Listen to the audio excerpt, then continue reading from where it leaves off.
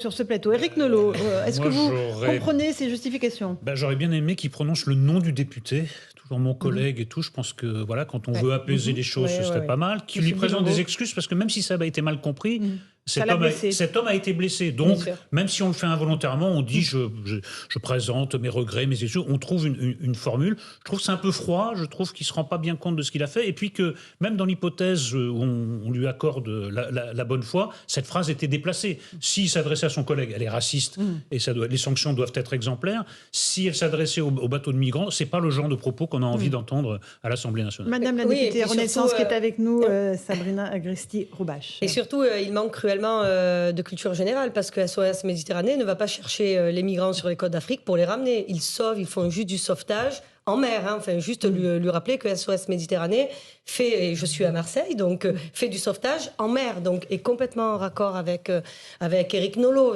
Dans un cas ou dans l'autre, déjà on nomme son collègue. Moi, appeler les gens, mon très cher collègue, non, on le nomme, il a un nom, il s'appelle Carlos Martens Bilongo. Et à un moment donné, c'est même pas froid. Je pense qu'il n'a pas... je pense que ce soir, il va avoir une redescente. C'est-à-dire, il va peut-être réaliser à un moment donné ce qu'il a fait. Et j'ai plutôt l'impression qu'il n'a pas du tout pris la mesure de ce qui s'est passé et surtout de là où il était.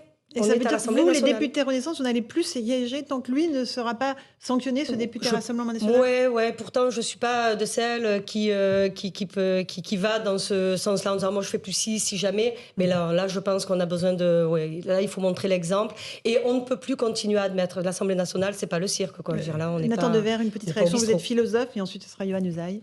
Deux remarques sur cette phrase. À supposer qu'elle soit au pluriel, elle est quand même doublement scandaleuse pour deux raisons. Premièrement, on voit bien qu'on peut avoir un débat sur tous les sujets en politique, dans le débat public, et l'immigration, on peut en débattre comme de tout et n'importe quoi.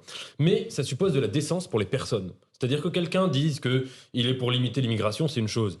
Mais quand on parle de gens, encore une fois, là, c'était pas dans le cadre d'une discussion abstraite sur les phénomènes migratoires. C'était dans le cadre du fait qu'il y a des gens, depuis des années, qui traversent la Méditerranée et qui se noient, et qui meurent. Et qu'il y a des associations qui les sauvent. Alors on peut dire tout ce qu'on veut, etc., sur ces associations, mais avoir cette phrase-là, dans ce contexte, pour désigner ce phénomène, on voit bien à quel titre c'est déplacé et plus que déplacé. Et deuxièmement, il y a une chose qui est frappante dans cette phrase.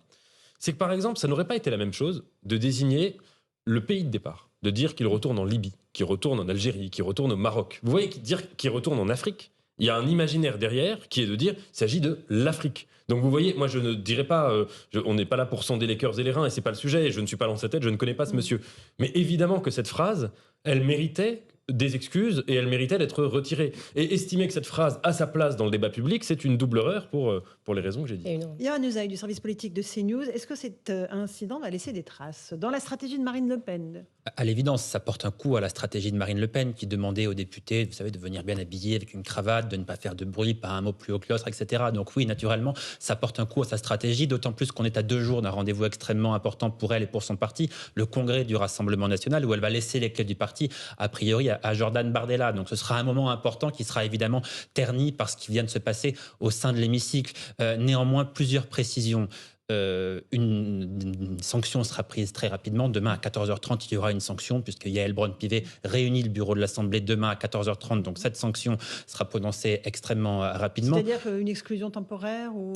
C'est le bureau qui va en décider, mais visiblement, au vu de ce qu'on a pu entendre, effectivement, ce sera une décision certainement très dure. Oui, dure. Compte tenu de ce qui s'est passé, c'est légitime, mais effectivement, on peut penser qu'il y aura une exclusion temporaire de ce député. C'est quasiment certain, compte tenu de ce qu'a dit la présidente de l'Assemblée. On peut aussi dire que, compte tenu de ce qui est inscrit sur le procès verbal de l'Assemblée nationale considère officiellement que le député mis en cause, quand il dit qu'il retourne, il le dit au pluriel. Donc il s'adresse aux migrants, c'est ce qu'ont retenu les huissiers de l'Assemblée nationale, c'est ce qui est inscrit sur le procès verbal du compte-rendu de séance de l'Assemblée. D'accord, très bien. On va écouter